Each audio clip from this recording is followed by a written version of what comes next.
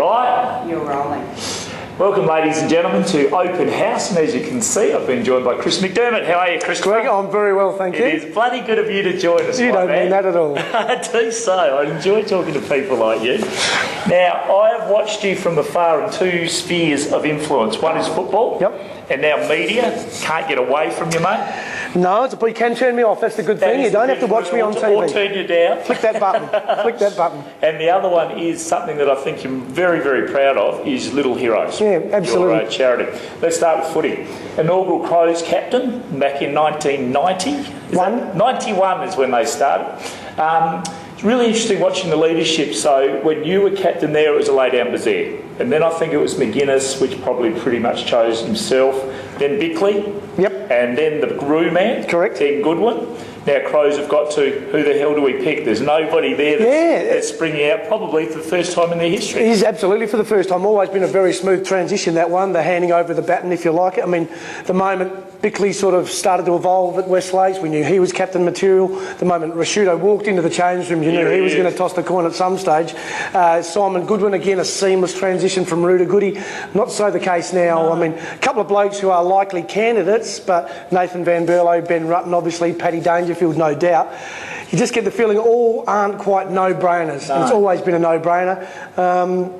I think Rutten's the best of the options at the moment. His game is in very good nick. I think if you're going to captain the team, you need your game to be in good order. His game's in good order.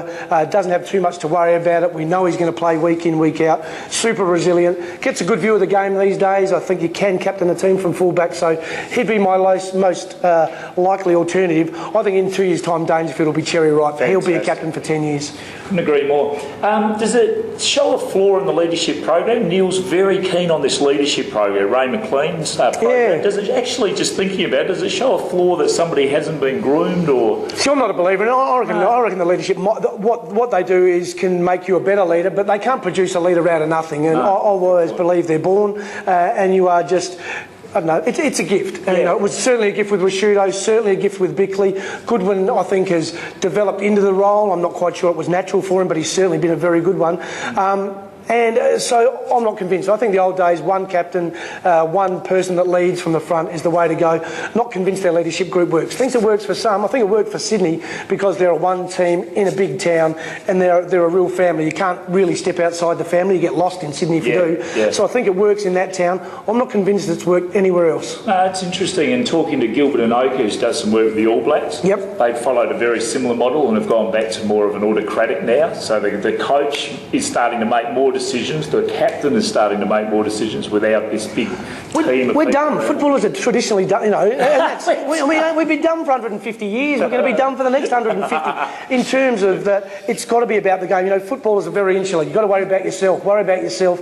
That's the number one priority in terms of how you are part of a team. Not a lot of blokes have got another string to their bow where they can say, okay, got myself to worry about. Now I can worry about the team. I can worry about making sure Moulton gets a kick. It's hard enough getting one for myself, but so not a lot of blokes can do that naturally without impacting on their game. That's the issue for me. No, really good.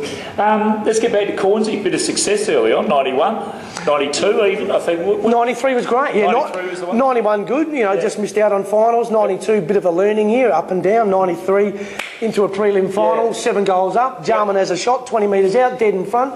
Gets distracted by a lady behind there with her top half up, half down. Misses the unmissable. We're out. And we're out. So we're 18 years down the track, have not forgiven him. We've sent him to Perth. So get over there until you're forgiven. So he's coming back. All is forgiven. What was Corns like? Oh, I'd had Graham for 5 or 6 years prior to that at Glenelg, so we'd known enough about each other. We'd blued a lot. I mean, that was the beauty in those days. Captain, coach, we disagreed on a lot of things, but enormous respect. He trained you hard. He was super professional, a little bit ahead of his time. Not a massive game planner. I mean, we had a very basic game plan, but it was about discipline. It was about fitness. It was about structure.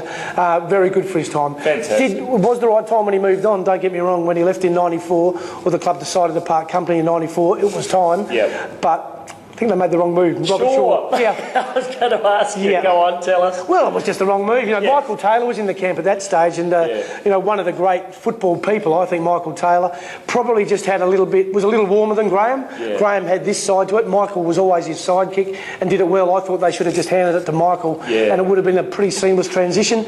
Robert Shaw comes in, 52-card pickup it was, and just set the camp into disarray for 2 years. I mean, it was crazy. They just wanted a Victorian, didn't they?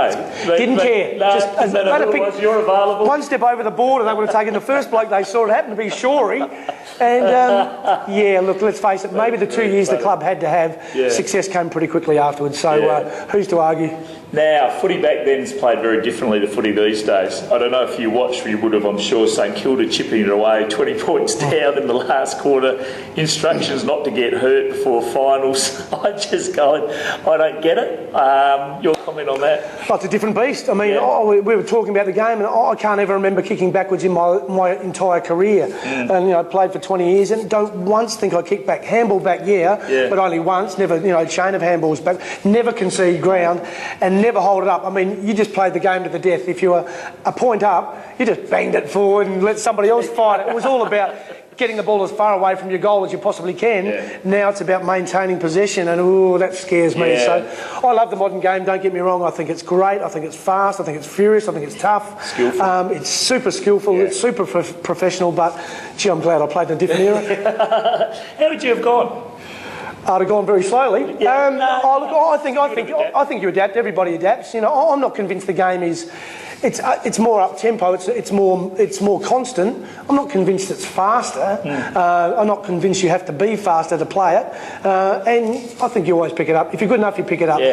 Modern game's an interesting one. It evolves all the time. It changes rapidly. In 2 years' time, we'll be saying, "Gee, remember a couple of years ago what they used to do? They don't do it anymore." And I think that's life, isn't it? Life seems to be evolving. It's super fast. I mean, 20 years ago, life was slow paced. We didn't have mobile phones. I couldn't get hold of you. You know, we'd spend Fridays down the pub at lunch, and it was pretty cruisy. Things have changed a little bit. What's going on? Your media involvement, you do seem to be everywhere, mate. You're obviously loving it. Your comments are listened to. You still, I reckon, your media is how you played your footy, mate. Straight down the line. You're not afraid of what people think, which is fantastic. Well, absolutely fantastic. Are you enjoying it? Love it. I think it's great. I mean, it's, you know, you can go and watch the game and, you know, have all care and no responsibility, which is great. No headaches at the end of it. I mean, I tried coaching for a while and was obviously not very successful with that, so North Adelaide people can turn back on now. I am gone, I'm not coming back, so I won't try that one again. Media's great fun. You know, you get to see the game, do something I love. I mean, I'm blessed. It is a gift to be involved in the game in that capacity and be able to earn a living out of it. So good fun. It's semi-serious, you know, hopefully, you know, I just give an opinion. I'm not right, I'm not wrong, it's just opinion. That's what the game's all about. Your opinion, my opinion, anybody else's opinion. I mean, even the greats are wrong. So that's the beauty of it, I think. That's what we enjoy about it. You never sort of sit on the fence, mate.